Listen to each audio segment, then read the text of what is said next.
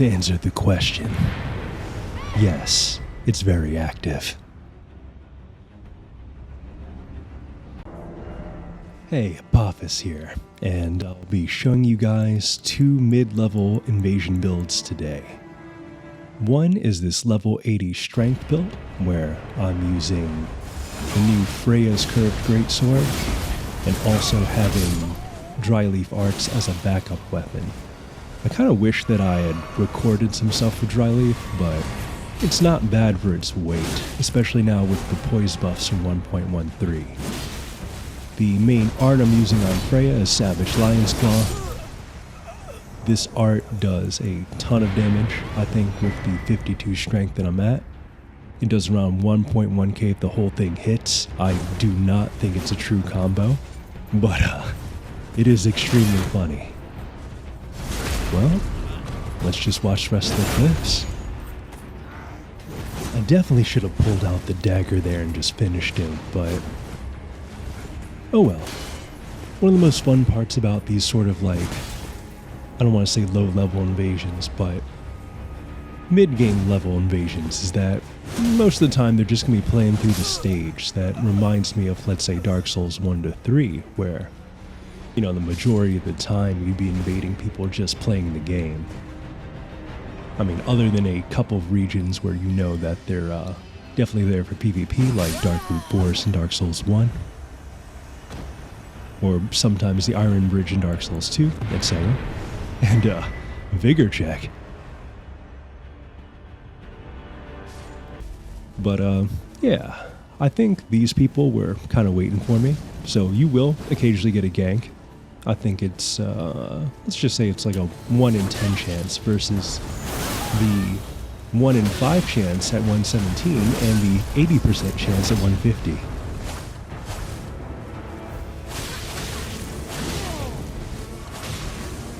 Sometimes you just gotta hit them back, even if it means not necessarily putting them into a kill position. Because it'll make them back off. Oh, well, he wanted a mash, so I tried my mash. CGS two-handed R1 attack chain is faster than it looks, so you can definitely catch other people mashing if you're a mash.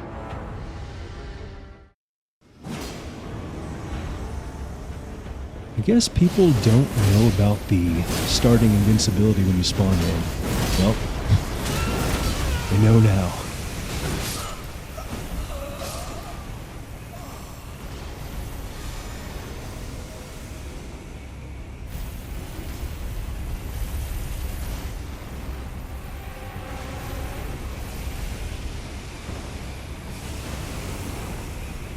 I'm surprised he chose to do the entire statue puzzle with another person in the game.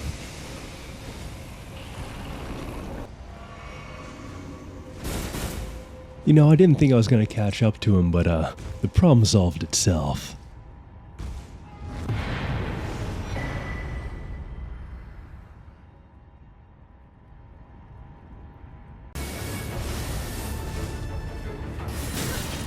While it is universally applicable, Flaming Strike is still actually really good at this level range. So the Freya Curved Greatsword gets over 700 AR at 52 strength, two-handing with the fire infusion. As you can see here, the damage is pretty sweltering.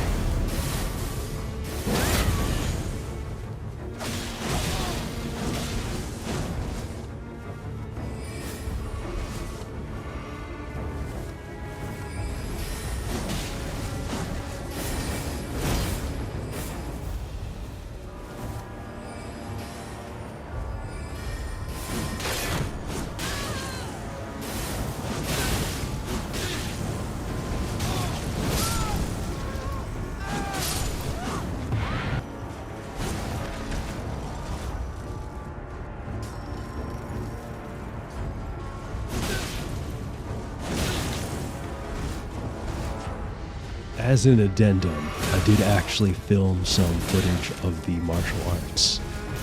However, this weapon type feels really bad outside the arena at the meta level. The roll catch is from the jump R2 or run R2 into stand R2, and you could also charge that. However, the damage just simply isn't there at this level, and I feel like the hitbox is a little janky. And while you do have Palm Blast for multiple targets, it really isn't that good unless they're just going to mash on you, or you're around a corner.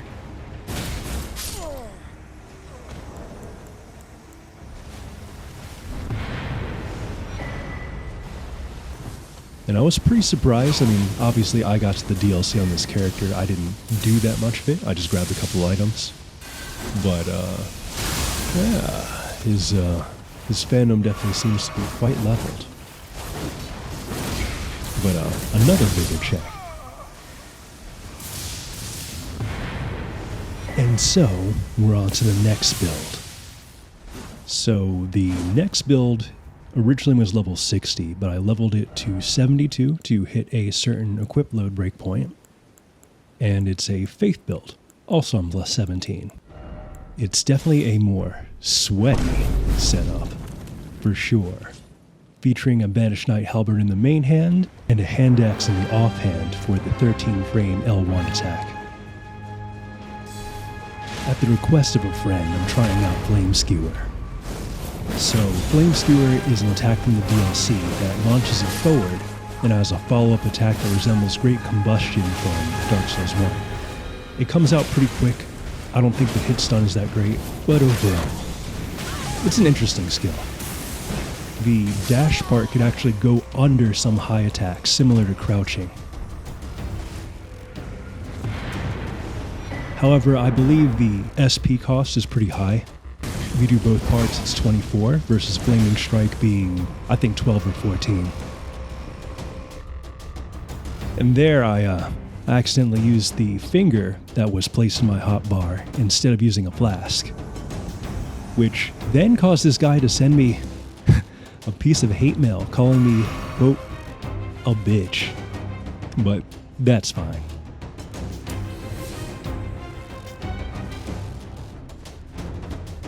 I'll be honest, for a stabbing style weapon, I think Flaming Strike is still the better skill.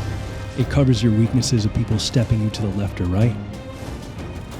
One thing you're going to typically do on this weapon is run attack, because the one-handed stance is better tracking than the two-handed stance.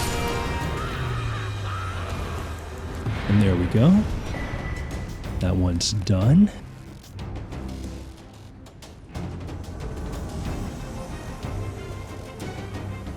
And note that all of these ganks or setup PvP were not typical of my experience. I just thought these ones were more fun clips to show off than, you know, ambushing another two players. But you will find more, quote, general players at this level range for sure. So we roll caught his summoned phantom all the way to death.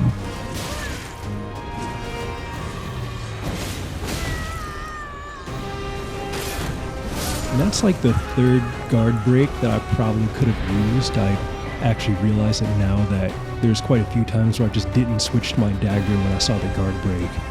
The first one was on that Kirk Greatsword invasion, then we had the guard break with Flame Skewer, then that one. And so in this invasion, I'd already spotted these guys almost immediately, so I just kind of wait for them to come to me.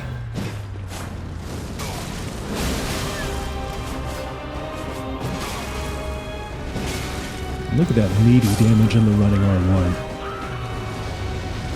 I tried to see if I could tag him during the ending part of Black Flame Tornado, but it didn't work. That's fine. At least we didn't get caught in all of it. Recognize these two fars, we just try to roll catch him again, and then use the offhand L1.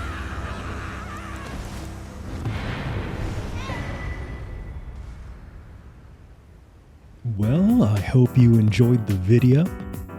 But I guess for the next video, I'll probably cover something that got buffed in this patch, such as Light Greatsword.